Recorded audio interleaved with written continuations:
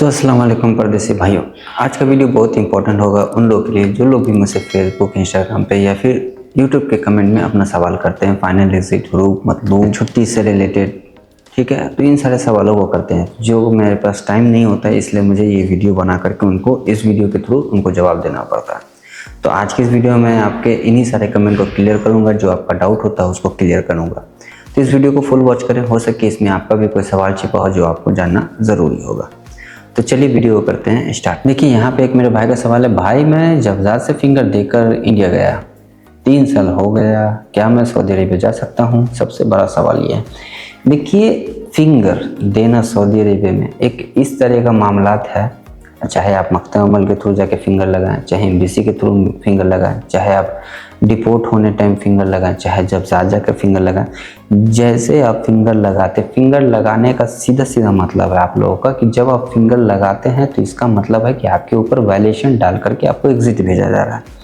अब इस चीज़ का पता कैसे चलेगा? तो इस चीज़ का पता चलता है मतार पेपर से, जो उसको बैंड पेपर भी बोलते हैं, एयरपोर्ट कॉपी भी बोलते हैं।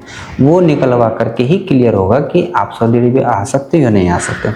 तो जिन लोगों को वो पेपर चाहिए होगा, वो पेपर निकलवाना हो तो मुझसे रब्ता करें, मैं आपका 3 से 4 दिन में पेपर निकाल करके क्लियर कर दूंगा कि आपके ऊपर बैंड है नहीं है, कब तक आ सकते हो नहीं आ सकते हो, उन सारी चीज़ों को। ठीक है, चलिए देखते हैं दूसरे कमेंट। यहाँ पे एक मेरे भाई का सवाल है, भाई मैं इंडिया से आया हूँ कफील के यहाँ, मेरा तबीयत ख़राब है, घर जाने के लिए बोल रहा हूँ, 24 दिन हुआ है, इकामा नहीं बना है अभी और जानने नहीं दे रहा है, अभी 8,500 रियाल मांग रहा है। देखिए कफील कंपनी अगर आपसे पैसे का डिमांड करता है एग्जिट जाने में, तो उसका सबसे बड़ा रीज़न ये है कि उसने वीज़ा का पैसा वगैरह फीस वगैरह पे किया, जो कि 400-500 रियाल के आसपास होता है। इतना तो अमाउंट तो खैर बहुत ज़्यादा मांग रहा है। लेकिन अगर आपका इकामा नहीं बना है, एग्जिट जाना है, आप प्रोविजन पीरियड में हो, आप चले जाओ मख्ते उमर, वहाँ जाके कंप्लेन करो कि भाई मेरा जो है प्रोविजन पीरियड चल रहा है, मेरा इकामा नहीं बना है और मेरा तबीयत ख़राब है, चाहे मैं नहीं काम करना चाहता हूँ, यहाँ पे ये कफील या कंपनी सही नहीं है। तो उस कंडीशन में आपका एग्जिट भी वहाँ से लगेगा और आपको 1 रुपये पे भी नहीं करना पड़ेगा। लेकिन तब होगा जब आप जाके लेबर कोर्ट में कंप्लेन करोगे। और लेबर कोर्ट में कंप्लेन कैसे करना, ये भी आप लोगों के लिए मसला है, क्योंकि आप लोगों का क्यूबा भी बना नहीं है, कामा बना नहीं है। तो जिन लोगों का कामा नहीं बना है, क्यूबा का अकाउंट नहीं है, मकतब अमल जाए, मकतब अमल के बाहर एजेंट वगैरह होते हैं, 20-30 रियाल लेते हैं, वो आपका अपॉइंटमेंट को बुक कर देंगे। फिर आप अपना एंट्री कर लेना, जा करके पूरी बात को बताना, कंप्लेन को दर्ज करा लेना, तो फिर आपका ये इजी स्टेप हो जाएगा कि एग्जिट मिल जाएगा। ठीक है, चलिए देखते हैं दूसरे कमेंट को। यहाँ पे एक मेरे भाई का सवाल है, भाई कफील ने 6 मंथ पहले एग्जिट मार दिया, उस टाइम में नहीं जा सका, उस टाइम में पासपोर्ट रिन्यूअल नहीं किया हुआ नहीं था, अब पासपोर्ट रिन्यूअल किया, अब नकल मालूमात और फाइनल एग्जिट हो सकता है। देखिए पहला नकल मालूमात, क्योंकि नकल मालूमात के वगैरह फाइनल एग्जिट नहीं लगेगा। देखिए पहले नकल मालूमात कैसे होगा? नकल मालूमात कराने के लिए आपको या तो अपने कफील के पास जाना पड़ेगा या तो किसी एजेंट का, दोनों में से वो आप चूज़ कर लें। पहले नकल मालूमात करवा लें, नकल मालूमात हो गया, उसके बाद फिर जाएँ एम्बेसी में जा करके बोलें भाई मेरा फाइनल एग्जिट जो था एक्सपायर हो चुका है, मैंने अभी अपना पासपोर्ट बनवाया, उसका नकल मालूमात भी करवा लिया। अब यहाँ पे होगा ये कि 1,000 रियाल का आपको फ़ाइन पे करना पड़ेगा, क्योंकि फाइनल एग्जिट एक्सपायर होने पर 1,000 रियाल का फ़ाइन है जो कि आपको गवर्नमेंट को पे करना पड़ता है। जब आप 1,000 रियाल अपना पे करोगे, फिर आपका फाइनल एग्जिट वापस री इशू किया जाएगा। तो ये तरीका है आपका, पहले नकल मालूमात करवा लें, जिनका हुआ वो अच्छी बात है, नहीं हुआ तो पहले करवा लें, उसके बाद फिर एम्बेसी जा करके अपना फाइनल एग्जिट इशू करवाएं। ठीक है, चलिए देखते हैं दूसरे कमेंट। भाई यहाँ पे एक मेरा भाई का सवाल है, मेरा इकामा वैलिड है, मुझे इंडिया वापस जाना है, एब्सेंट फ्रॉम वर्क बता रहा है अभी।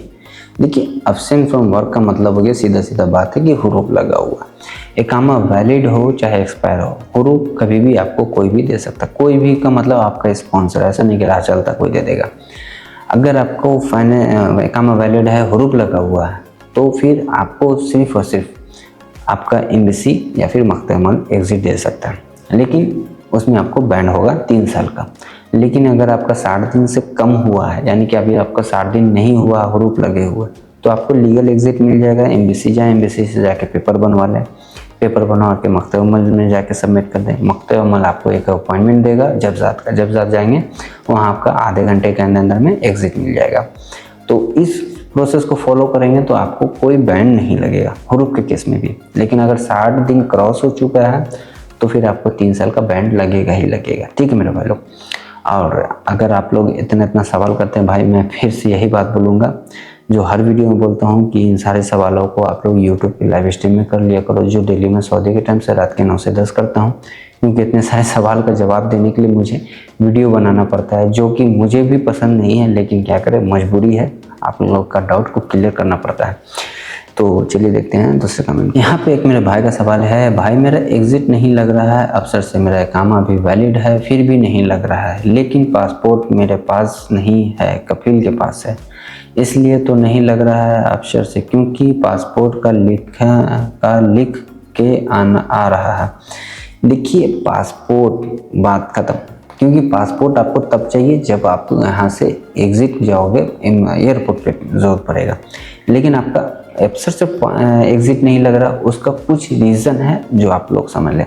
देखिए अफसर से एग्जिट तब कुछ कंडीशन है। पहला कंडीशन है कि आपका इकामा मिनिमम 30 डेज वैलिड होना चाहिए, तब आपका अफसर से एग्जिट लगेगा। दूसरा है कि आपका पासपोर्ट कम से कम 60 दिन वैलिड होना चाहिए तो एग्जिट लगेगा।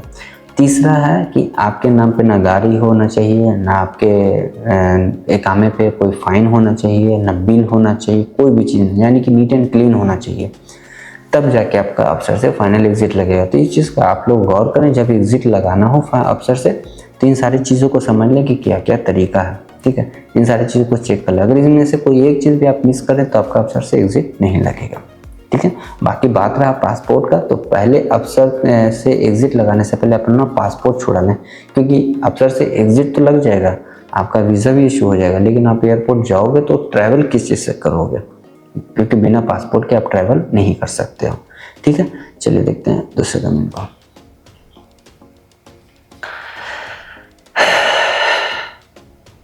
यहाँ पे एक मेरे भाई का सवाल है, भाई क्या है पेंडिंग बता रहा है, बोलता है पुराना कफील के पास अप्रूवल गया है, वो नहीं करता है, नहीं हो रहा है मेरा कफाला, न्यू कफील की वहाँ पर रिक्वेस्ट एक्सेप्ट कर लिया, पेंडिंग बता रहा है, कॉन्ट्रैक्ट वैलिड है, इकामा एक्सपायर है। देखिए इकामा एक्सपायर है फिर भी आपका पेंडिंग बता रहा है कि वह पे मैंने ऑलरेडी सारी चीज़ों को क्लियर किया है कि अगर आपका इकामा एक्सपायर है फिर भी आपका पेंडिंग बता रहा है, तो उसमें आपका पेंडिंग सिर्फ एक रीज़न से बताता है, हो सकता है कि आपका वर्क परमिट भी वैलिड होगा। तो आप लोग अपना पहले क्यूआ पे वर्क परमिट को चेक कर लो, हो सकता है कि आपका वर्क परमिट वैलिड हो और आपका इकामा एक्सपायर हो गया, तो जिस वजह से आपका जो है पेंडिंग बता रहा है। तो आप लोग वेट कर लो, फिर आप अपना इकामा तो एक्सपायर है ही, आपका वर्क परमिट भी एक्सपायर हो जाएगा, उसके बाद आप रिक्वेस्ट मंगा के एक्सेप्ट करो, तुरंत अप्रूव हो जाएगा। ठीक है, चलिए देखते हैं दूसरे कमेंट को।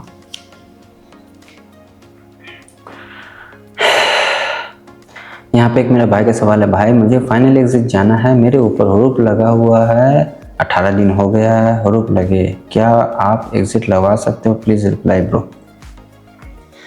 देखिए मैं जो किसी का भी एग्जिट लगाता हूँ तो उसका चार्ज होता है। ठीक है, अभी आपके पास टाइम है, 60 दिन का टाइम होता है, अभी आपके पास 18 दिन हुआ है, आप लीगल एग्जिट भी जा सकते हो, 1 रुपया खर्च भी नहीं होगा। ये चीज़ बहुत इंपॉर्टेंट है सभी के लिए जिसके ऊपर हरूफ लगा हुआ। तो इस चीज़ का आप लोग ख्याल रखें। अगर आपका हरूफ लगे हुए 60 दिन कंप्लीट नहीं हुआ है, आप सबसे पहले जाओ एम्बेसी जाके बोलो कि मेरा अभी जो है ग्रेस पीरियड चल रहा है हरूफ का, अभी मेरे हरूफ में 60 दिन नहीं हुआ है। वो एक पेपर बना के देगा, उसमें एम्बेसी का मोहर वगैरह होता है,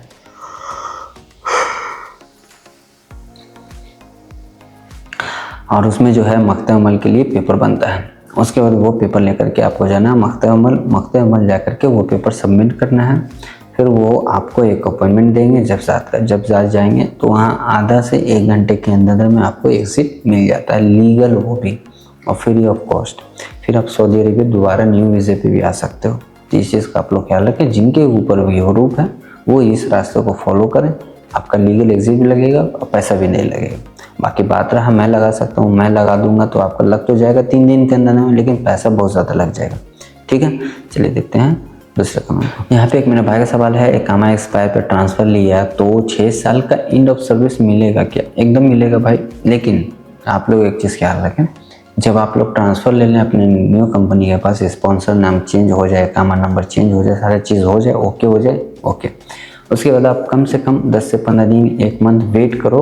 उसके बाद फिर अपने पुराने कंपनी पे मकतब में जाके कंप्लेन करो कि मेरा 6 साल का एंड ऑफ सर्विस रहता है इस कंपनी के पास, मैंने इकामा एक्सपायर था, मैंने कफाला लिया। केस चलेगा आपका 1-2 महीना हो सकता है केस चले। उसके बाद फिर क्लियर होगा कि आपको एंड ऑफ सर्विस मिलेगा या नहीं मिलेगा। मिलेगा तो कब मिलेगा, कौन देगा, कितने दिन में देगा, बैंक में देगा कि अकाउंट में देगा कि कैश देगा, सारा चीज़ वहाँ पे क्लियर होगा। तो वो मकतब अमल में जाने के बाद, कंप्लेन करने के बाद ही क्लियर होगा, पहले क्लियर नहीं हो सकता इस चीज़ को, ठीक है। बाकी गाइड वगैरह लेना हो तो मैंने ऑलरेडी बताया कि मैं आप लोगों की हेल्प के लिए हमेशा रहता हूँ 24/7 आवर्स।